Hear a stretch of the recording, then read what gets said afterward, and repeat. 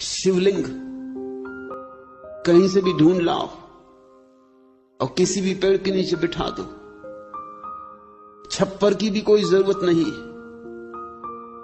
शिव की जगह जगह पूजा हो रही, लेकिन शिव पूजा की बात नहीं है, शिवत्व उपलब्धि की बात है। वो जो शिवलिंग तुमने देखा है बाहर मंदिरों में, वृक्षों के नीचे, तुमने कभी ख्याल नहीं किया उसका आकार ज्योति का आकार है, जैसे दिए की ज्योति का आकार होता है। शिवलिंग अंतर ज्योति का प्रतीक है। जब तुम्हारे भीतर का दिया जलेगा तो ऐसी ही ज्योति प्रकट होती, ऐसी ही शुभ्र, यही रूप होता उसका। और ज्योति बढ़ती जाती और धीरे धीरे ज्योतिर्मय व्यक्ति के चारों तरफ एक आभा मंडल होता है। उस आभा मंडल की आकृति भी अंडाकार होती। रहस्यवादियों ने तो इस सत्य को सदियों पहले जान लिया था, लेकिन इसके लिए कोई वैज्ञानिक प्रमाण उनके पास नहीं थे। लेकिन अभी रूस में एक बड़ा वैज्ञानिक प्रयोग चल रहा, क्रिलियन फोटोग्राफी। मनुष्य के आसपास जो ऊर्जा का मंडल होता है, अब उसके चित्र लिए जा सकते हैं। इतने सूक्ष्म फिल्में बनाई जा चुकी हैं जिनसे न केवल तुम्हारी देह का चित्र बन जाता है, बल्कि देह के आसपास जो विद्युत प्रकट होती है उसका भी चित्र बन जाता है। और क्रिलियन चकित हुआ है, क्योंकि जैसे जैसे व्यक्ति शांत होकर बैठता है वैसे वैसे उसके आसपास का जो विद्युत मंडल है उसकी आकृति अंडाकार हो जाती। उसको तो शिवलिंग का कोई पता नहीं है, लेकिन उसकी आकृति अंडाकार हो जाती। शांत व्यक्ति जब बैठता है ध्यान में तो उसके आसपास की ऊर्जा अंडाकार हो जाती। अशांत व्यक्ति के आसपास की ऊर्जा अंडाकार नहीं होती, खंडित होती, टुकड़े टुकड़े होती, उसमें कोई संतुलन नहीं होता। एक हिस्सा बड़ा, एक हिस्सा छोटा, कुरूप होती। शिवलिंग ध्यान का प्रतीक है, वो ध्यान की आखिरी गहरी अवस्था का प्रतीक है।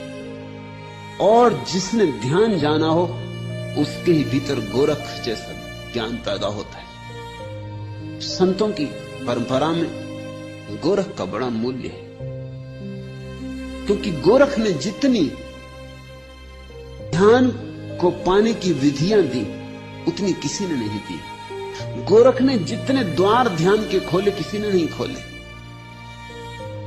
गोरख ने इतने द्वार खोले ध्यान के कि गोरख के नाम से एक शब्द ही हमारे भीतर चल पड़ा, गोरख धंधा। गोरख ने इतने द्वार खोले कि लोगों को लगा कि तो बड़ी उलझन की बात हो गई। गोरख ने एक आध द्वार नहीं खोला, अनंत द्वार खोल दिए। गोरख ने इतनी बातें कह दी जितनी किसी ने कभी नहीं कही थी। बुद्ध ने ध्यान की एक प्रक्रिया दी है, विपस्सना, बस पर्याप्त। महावीर ने ध्यान की एक प्रक्रिया दी है, शुक्ल ध्यान, बस पर्याप्त। पतंजलि ने ध्यान की एक प्रक्रिया दी, निर्विकल्प समाधि, बस पर्याप्त।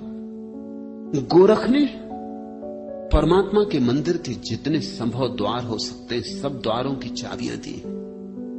लोग तो उलझन में पड़ गए, विभूचन में पड़ गए, इसलिए गोरख धंधा शब्द बना लिया। जब भी कोई विभूचन में पड़ जाता तो वो कहता बड़े गोरख धंधे में पड़ा हूं। तुम भूल ही गया कि गोरख शब्द कहां से आता, गोरखनाथ से आता है। गोरखनाथ अद्भुत व्यक्ति है, उनकी गणना उन थोड़े से लोगों में होनी चाहिए। कृष्ण, बुद्ध, महावीर, पतंजलि, गोरख, बस इन थोड़े से लोगों में ही उनकी गिनती हो सकती है। वो उन परम शिखरों में से एक है। लाल कहते हैं गोरख सा ज्ञानी नहीं हुआ, क्योंकि गोरख ने जिस भांति अपने को मिटाया। गोरख कहते हैं मरो है जोगी मरो, मरो मरण है मीठा, तिस मरणी मरो, जिस मरणी मर गोरख दीठा। कहते हैं योगियों मरो, क्योंकि मरने के सिवाय और कोई उपाय नहीं। अहंकार को गलाओ, जलाओ, भस्मीभूत कर दो। मरो हे जोगी मरो, क्योंकि मृत्यु से ही तुम अमृत पा सकोगे। मरो, मरण है मीठा। गोरख कहते हैं इससे बड़ी कोई मीठी अनुभूति नहीं है दुनिया में। अहंकार के जाने पर मिठास ही मिठास छूट जाती। अहंकार कड़वा है, नीम सा कड़वा है। अहंकार जहर है और हम उसी जहर से भरे जीते, उसी को हम जिंदगी कहते। फिर स्वभावतः हमारी जिंदगी में अगर सिवाय दुख, पीड़ा और कांटों के कुछ भी नहीं होता तो आश्चर्य नहीं। फिर अगर हमारा जीवन एक नर्क की कथा ही होती तो कुछ आश्चर्य नहीं। गोरख कहते हैं मरो, मरण है मीठा। काश तुम मर सको तो तुम इस जगत के अपूर्व मिठास को उपलब्ध हो जाओ, मगर मरने की कला है। तिस मरनी मरो, उस मरण को सीखो जिस मरनी मर गोरख दिठा।